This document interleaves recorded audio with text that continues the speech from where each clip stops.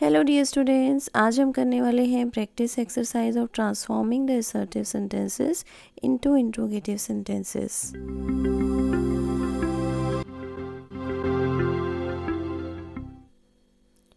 Assertive sentence है I shall never forget those good old days. मैं कभी भी उन अच्छे पुराने दिनों को नहीं भूलूंगा या नहीं भूलूंगी।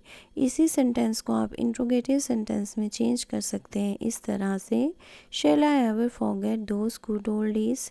क्या मैं कभी उन अच्छे पुराने दिनों को भूलूंगा या भूलूंगी।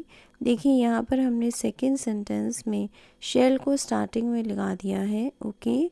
और इस तरह से ये एक असर्टिव सेंटेंस जो है वो इंट्रोगेटिव सेंटेंस में चेंज हो गया है विदाउट चेंजिंग द मीनिंग।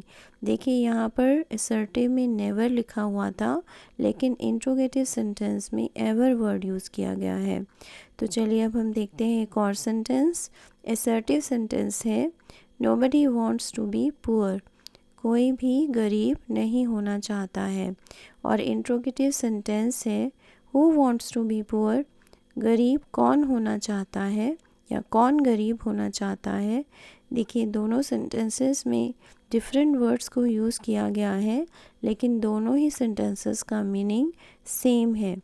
देखिए फर्स्ट सेंटेंस में हमने नोबडी यूज़ किया है और सेकंड सेंटेंस में हमने हु वर्ड को यूज़ किया है, ओके। और हमने इंट्रोगेटिव सेंटेंस में क्वेश्चन मार्क भी लगाया है लास्ट में। तो अब हम देखते हैं एक और सेंटेंस। असर्टिव सेंटेंस है everybody worships the rising sun. उगते हुए सूरज की हर कोई पूजा करता है। इंट्रोगेटिव सेंटेंस है who doesn't worship the rising sun. उगते हुए सूरज की पूजा कौन नहीं करता है, ओके।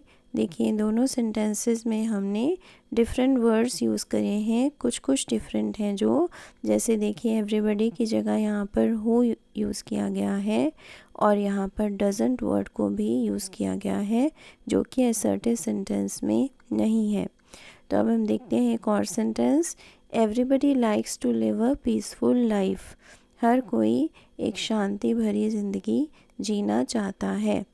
तो इसी सेंटेंस को आप किस तरह से इंट्रोगेटिव सेंटेंस में चेंज कर सकते हो without changing the meaning. Who doesn't like to live a peaceful life. Peaceful life यानी कि शांति भरी ज़िंदगी कौन जीना नहीं चाहता है, ओके। इसका मीनिंग है कि हर कोई पीसफुल लाइफ जीना चाहता है, ओके। तो अभी हम देखते हैं एक और sentence. I told you to be prepared for it.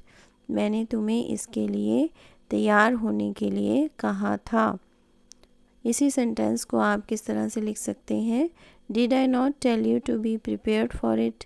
क्या मैंने तुम्हें इसके लिए तैयार होने के लिए नहीं कहा था, ओके। इस सेंटेंस का मीनिंग ये है और इस तरह से आप समझ सकते हैं कि इन दोनों ही सेंटेंसेस का मीनिंग सेम है, लेकिन हमने यहाँ पर डिड वर्ड को यूज़ किया है और उसके बाद आई के बाद नॉट वर्ड भी लिखा है। तो अब हम देखते हैं एक और sentence. Nobody has ever heard of such a thing. किसी ने भी इस तरह की बात कभी भी नहीं सुनी थी। इसी सेंटेंस को आप ऐसे लिख सकते हो who has ever heard of such a thing.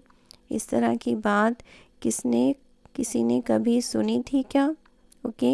किसने सुनी थी, इस तरह की बात किसने सुनी थी, ओके। देखिए दोनों ही सेंटेंसेस का मीनिंग सेम है।